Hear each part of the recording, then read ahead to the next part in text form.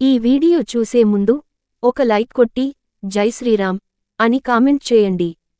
కార్తీక మాసంలో వచ్చే ద్వాదశిని క్షీరాబ్ది ద్వాదశి అని అంటారు.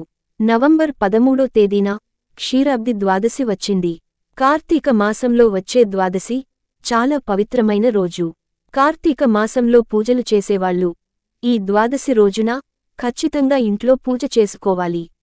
కార్తీక మాసం నెల రోజులు పూజ చేయలేనివారు ఈ పవిత్రమైన ద్వాదశి రోజున విష్ణుమూర్తిని మరియు లక్ష్మీదేవిని పూజించాలి. ఎందుకంటే ఈ పవిత్రమైన ద్వాదశి నాడు తులసి వివాహం జరిగింది. సంపదకు దేవతైన శ్రీమహాలక్ష్మిని శ్రీమహావిష్ణువు వివాహం చేసుకున్న రోజునే క్షీరాబ్ది ద్వాదశి అని అంటారు. కాబట్టి ఈ రోజున చేసే పూజలకు శ్రీ మహాలక్ష్మి అనుగ్రహంతో మీ కుటుంబానికి విపరీతమైన ధనయోగం సిద్ధిస్తుంది. కార్తీక ఏకాదశి రోజున యోగనిద్ర నుంచి మేల్కొన్న శ్రీ మహావిష్ణువు క్షీరాబ్ది ద్వాదశి నాడు శ్రీ మహాలక్ష్మితో కలిసి భూలోకానికి వస్తాడట.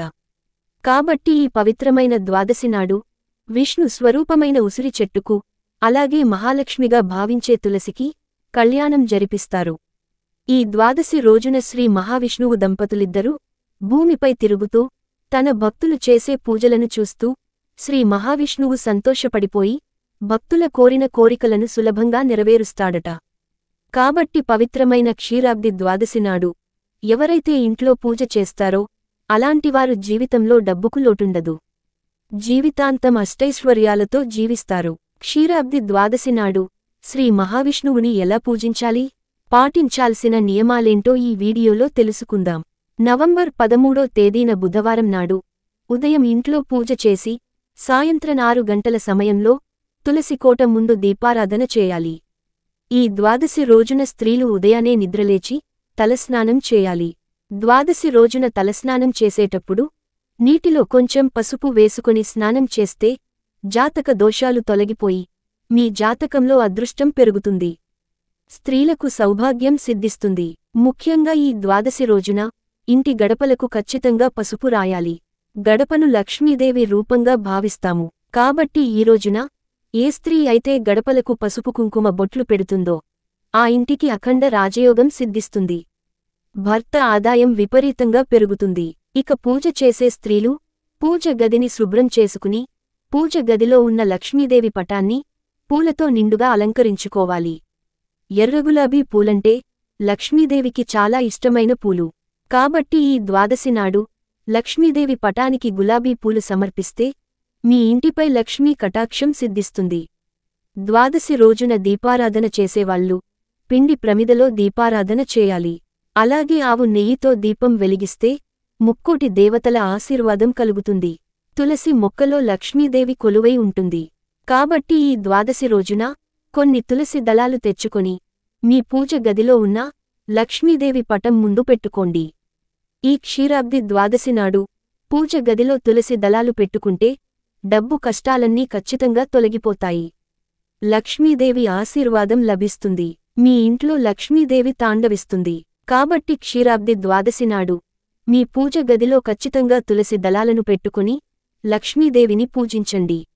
ఇక పూజలో నైవేద్యంగా లక్ష్మీదేవికి ఇష్టమైన అరటిపండ్లను కాని బెల్లం ముక్కను కాని నివేదించండి. ఇంట్లో పూజ చేసేటప్పుడు ఓం నమో భగవతే వాసుదేవాయ అనే మంత్రాన్ని 21 సార్లు జపిస్తే మీ కుటుంబానికి సిరిసంపదలు సిద్ధిస్తాయి. చివరగా లక్ష్మీదేవికి హారతి ఇచ్చి నమస్కారం చేసుకుని మీ మనసులో ఏది కోరుకున్నా సరే అది ఖచ్చితంగా నెరవేరుతుంది. ఈ విధంగా ఇంట్లో పూజ చేసి ఉదయం ఉపవాసం ఉండాలి. ఉపవాసం ఉండలేనివాళ్లు ఉల్లిపాయ మరియు వెల్లుల్లిని తినకుండా ఉండాలి. సాయంత్రం సూర్యుడు అస్తమించిన తర్వాత 6 గంటల నుండి 7 గంటల మధ్యలో తులసి పూజ చేయాలి. తులసి కోట ముందు శుభ్రం చేసి అష్టదల ముగ్గును వేసి ముగ్గుపైన మట్టి ప్రమిదను పెట్టి నువ్వుల నూనె కాని ఆవు నెయ్యిని కాని పోసి దీపంలో 9 వత్తులను వేసి తులసి కోట ముందు దీపం వెలిగించాలి. ఈ క్షీరాబ్ది ద్వాదశి రోజున తులసి కోట ముందు 9 వత్తుల దీపం వెలిగిస్తే మీ కుటుంబానికి భోగభాగ్యాలు వరిస్తాయి. అలాగే ఈ ద్వాదశి నాడు తులసి మొక్కను ముట్టుకుని తులసి చెట్టు 5 ప్రదక్షిణాలు చేస్తే మృత్యు దోషాలన్నీ తొలగిపోయి మీ కుటుంబానికి రాజవైభవం కలుగుతుంది. అలాగే ఈ ద్వాదశి రోజున మీ భర్త ఇంటి నుండి బయటకు వెళ్ళేటప్పుడు మీ భర్తకి కుంకుమ బొట్టు పెట్టండి. స్త్రీలు ఇలా చేస్తే మీ ఇంటికి అదృష్టం కలిసొచ్చి మీ భర్త సంపద విపరీతంగా పెరిగిపోతుంది. సహజంగా నువ్వుల నూనెతోనే దీపారాధన చేస్తాము. అయితే ఈ ద్వాదశి రోజున పూజ చేసేటప్పుడు ఆవు నెయ్యితో దీపారాధన చేస్తే మీ మనసులో ఉన్న కోరికలన్నీ నెరవేరుతాయని, సకల సంపదలు సిద్ధిస్తాయని పండితులు చెబుతున్నారు. మీ ఇంట్లో తులసి మొక్క లేకపోతే ఈ క్షీరాబ్ది ద్వాదశనాడు మీ ఇంటికి ఒక తులసి మొక్కను తెచ్చుకోండి. తులసి మొక్క ఉన్న ఇంట్లో కష్టాలు లేకుండా లక్ష్మీదేవి ఆశీర్వాదం ఉంటుంది. విశేషమైన పుణ్యఫలాలు లభించి మాంగళ్య వృద్ధి, సర్వసుఖాలు కలుగుతాయని, పూర్వజన్మ పాపాలు నివారింపబడతాయని నమ్మకం. సంవత్సరంలో ఏ రోజైనా సరే దీపారాధన చేయకపోతే వచ్చే దోషం ఈ రోజు దీపారాధన చేయడం వల్ల ఆ దోషాలకు పరిహారమవుతుంది.